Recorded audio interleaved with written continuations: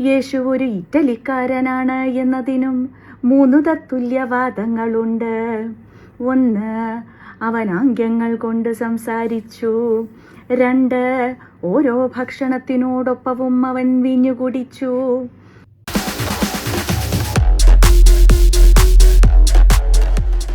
Hi, എല്ലാവർക്കും നമസ്കാരം. അപ്പം ദിവ്യയുടെ വിവാദം ഒരു സൈഡിൽ കത്തി നിൽക്കുമ്പോഴും, അതായത് കണ്ണൂർ CPM സെക്രട്ടറിയെ അനുമോദനം അറിയിച്ചുകൊണ്ട് ദിവ്യർ തൻ്റെ ഇൻസ്റ്റാഗ്രാം പേജിലിട്ട പോസ്റ്റ് വിവാദമായി യൂത്ത് കോൺഗ്രസ് ഉൾപ്പെടെ അത് ആളിക്കത്തിച്ചുകൊണ്ടിരിക്കുന്ന ഈ സമയത്തും ദിവ്യർ തൻ്റെ ജോലിയിലും അതോടൊപ്പം തന്നെ തൻ്റെ ഫേസ്ബുക്ക് പോസ്റ്റുകളിലും ഇൻസ്റ്റാഗ്രാം പോസ്റ്റുകളിലുമൊക്കെ ഒരു കൂസലും ഇല്ലാതെ വളരെ ഈസിയായി സുസ്മേരവദനയായി പങ്കെടുത്തുകൊണ്ട് തന്നെ ഇരിക്കുകയാണ്. അവിടെ വിവാദമൊക്കെ കത്തിച്ച് ഓരോ ദിവസവും യൂട്യൂബ് ചാനലുകളിൽ ശബരിനാഥ് തെള്ളിപ്പറഞ്ഞു, അങ്ങനെ ചെയ്തു ഇങ്ങനെ ചെയ്തു എന്നൊക്കെ പറഞ്ഞുകൊണ്ടിരിക്കുമ്പോഴും ശബരിനാഥും മകനും ദിവ്യരും ചേർന്ന് ഈസ്റ്റർ ആശംസകൾ നേർന്നുകൊണ്ട് മാഡം തൻ്റെ ഇൻസ്റ്റാഗ്രാം പേജിൽ അപ്ലോഡ് ചെയ്തിരിക്കുന്ന ഫോട്ടോയാണ് കാണാൻ കഴിഞ്ഞത്.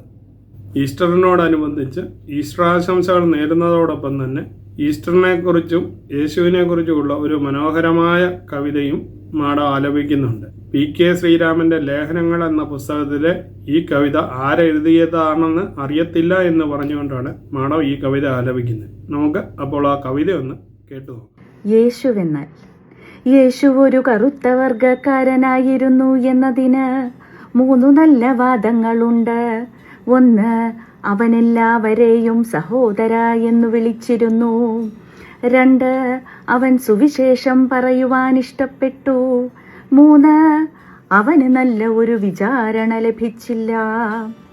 പക്ഷേ യേശു ഒരു ജൂതനായിരുന്നു എന്നതിനും 3 തത്തുല്യവാദങ്ങളുണ്ട്. 1, അവൻ അപ്പൻ്റെ തൊഴിലിൽ ഏർപ്പെട്ടു. 2, അവൻ 32 വയസ്സുവരെ സ്വന്തം വീട്ടിൽ കഴിഞ്ഞു.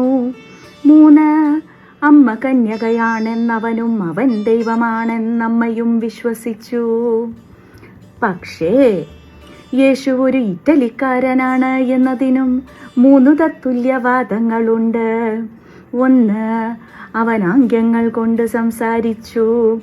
2, ഓരോ ഭക്ഷണത്തിനോടൊപ്പവും അവൻ വീഞ്ഞു കുടിച്ചു. 3, അവൻ ഒലീവെണ്ണ ധാരാളം ഉപയോഗിച്ചു. പക്ഷേ യേശു കാലിഫോർണിയക്കാരനായിരുന്നു എന്നതിനും 3 തത്തുല്യവാദങ്ങളുണ്ട്. 1, അവൻ ഒരിക്കലും മുടി മുറിച്ചില്ല. 2, എല്ലാ സമയവും അവൻ നഗ്നപാതനായി ചുറ്റി നടന്നു. 3, അവൻ ഒരു പുതിയ മതം തുടങ്ങിവച്ചു. പക്ഷേ യേശു അയർലൻഡുകാരനായിരുന്നു എന്നതിനും 3 തത്തുല്യവാദങ്ങളുണ്ട്. 1, അവൻ വിവാഹമേ കഴിച്ചില്ല. 2, അവൻ എപ്പോഴും കഥകൾ പറഞ്ഞുകൊണ്ടേയിരുന്നു. 3, അവൻ പുൽമൈതാനങ്ങളെ സ്നേഹിച്ചു. എന്നാൽ യേശു ഒരു സ്ത്രീയായിരുന്നു എന്നതിന് 3 ശക്തമായ വാദങ്ങളുണ്ട്. ഏതൊക്കെയെന്നോ? 1, തീരെ ഭക്ഷണമില്ലാതിരുന്ന സമയത്ത് ഒരു നിമിഷത്തെ മുന്നറിയിപ്പിൽ ഒരാൾക്കൂട്ടത്തെ അവനൂട്ടേണ്ടി വന്നു. 2, ഒരിക്കലും ഒന്നും മനസ്സിലാവാത്ത പുരുഷാരത്തിനു കുറുകെ സന്ദേശമയക്കുവാൻ അവൻ ശ്രമിച്ചുകൊണ്ടേയിരുന്നു. 3, പണികൾ ചെയ്തു തീർക്കാൻ ബാക്കിയുള്ളതുകൊണ്ട് മരിച്ചിടത്തു നിന്ന പോലും അവൻ എണീറ്റു വരേണ്ടി വന്നു. യേശുവെന്നാൽ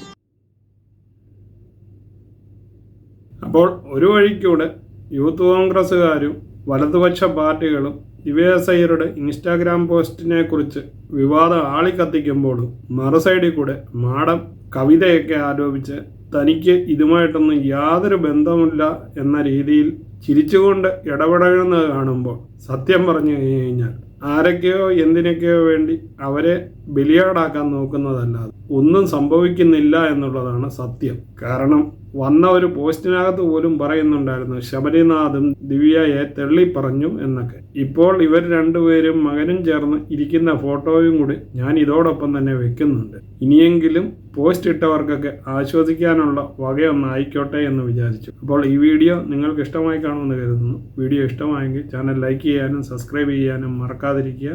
വീണ്ടും അടുത്തൊരു വീഡിയോയുമായി കാണുന്നത് വരെ നിങ്ങൾക്കെല്ലാവർക്കും ഗുഡ് ബൈ.